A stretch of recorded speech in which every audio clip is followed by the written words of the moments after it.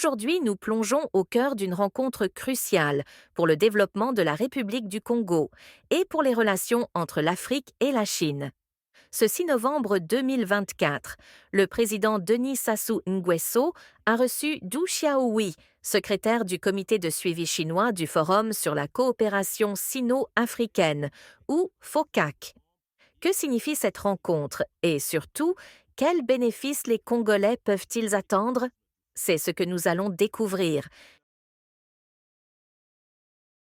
Le Forum sur la coopération sino-africaine, ou FOCAC, est une plateforme de coopération essentielle entre la Chine et les pays africains. Créé en 2000, ce forum a été conçu pour renforcer les liens économiques, culturels et politiques entre la Chine et l'Afrique. Aujourd'hui, le FOCAC regroupe 53 pays africains et la Chine, tous engagés dans la Belt and Road Initiative, ou Initiative des nouvelles routes de la soie, lors du dernier sommet FOCAC en septembre 2024. Le président Denis Sassou Nguesso, coprésident africain, a travaillé aux côtés du président Xi Jinping pour définir les 10 axes prioritaires du plan d'action pour 2025 à 2027. Ce plan vise à moderniser et renforcer l'Afrique dans les domaines de l'infrastructure, du développement durable, de la technologie et bien plus encore. Durant la rencontre de ce 6 novembre, le président Sassou Nguesso et Du Xiaohui ont échangé sur la mise en œuvre des projets et des priorités du FOCAC au Congo et en Afrique. Du Xiaohui a rappelé l'importance de la coopération sino-africaine pour surmonter les défis mondiaux et a souligné les succès déjà réalisés grâce à ce partenariat. Septembre 2024, le rôle de la coprésidence africaine du FOCAC.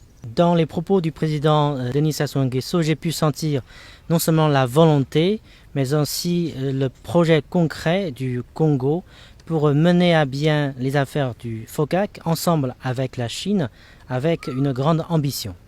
Nous sommes persuadés que sous l'impulsion stratégique des deux présidents de la Chine et du Congo, le développement du FOCAC enregistrera dans les 3 ans à venir de nouveaux succès, ce qui va ajouter beaucoup de certitude et beaucoup d'énergie positive à notre monde incertain. Et je souhaiterais également que la presse congolaise et la population congolaise puissent porter davantage attention au développement du FOCAC. Pendant les 25 dernières années depuis la création du FOCAC, le Congo et d'autres pays africains ont tiré beaucoup de bénéfices du FOCAC. Et dans le futur, le Congo et aussi les relations entre la Chine et le Congo continueront à bénéficier du FOCAC. Et ce processus va aussi, en retour, contribuer au renforcement du FOCAC. Un exemple, dans le plan d'action de Beijing adopté en septembre dernier, il y a beaucoup d'éléments qui sont venus de l'agenda 2063 de l'Union africaine. Je me souviens qu'en l'an 2000, au moment de la création du FOCAC, le commerce bilatéral entre la Chine et l'Afrique ne s'élevait qu'à environ 10 milliards de dollars américains. Et en 2023, le commerce bilatéral a déjà dépassé les 23 milliards de dollars américains. Et l'autre expérience importante du FOCAC est la coopération gagnant-gagnant. Nous espérons que grâce au pilotage du FOCAC, toutes les autres parties tierces vont davantage s'engager davantage pour l'Afrique et investir davantage en Afrique. Mais concrètement, qu'est-ce que le FOCAC apporte à la République du Congo? Depuis des décennies, la Chine soutient activement le développement du Congo dans divers domaines.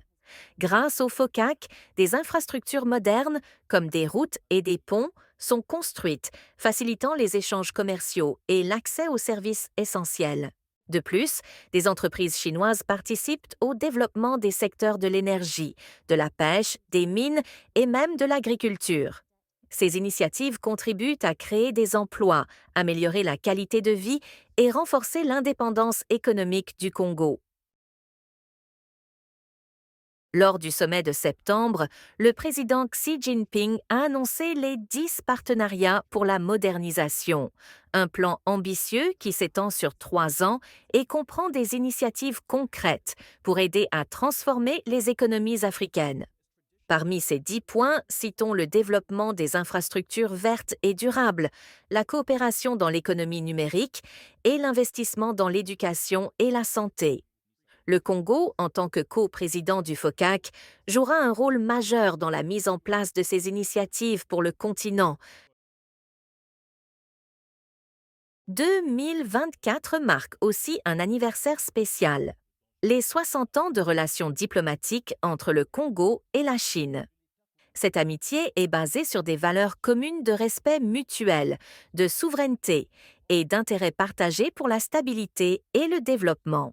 L'Afrique et la Chine, ensemble, se retrouveront-elles en première ligne du combat pour le développement, fondé sur l'innovation technologique et la modernisation, à travers des projets concrets dans les secteurs clés tels l'énergie, la communication, les mines, l'agriculture, le transport, le numérique. Et c'est ici le lieu de saluer le programme en 10 points présenté par notre ami, le président Xi Jinping. Cette amitié ne se limite pas aux investissements.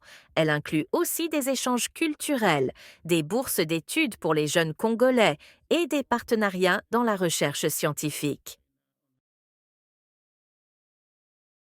Le FOCAC et la relation sino-congolaise promettent encore de nombreuses réalisations pour l'avenir.